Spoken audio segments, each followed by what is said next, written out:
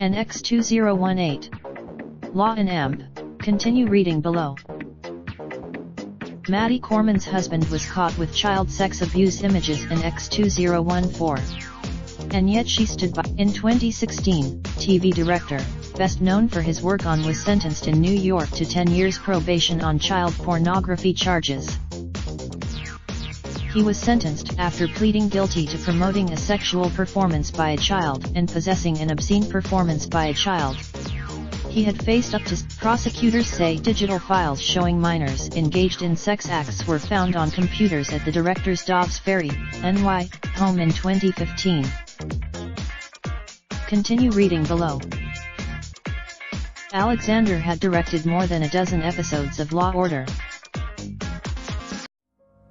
Raindrop, drop top, smoking, no cooking the hot pot.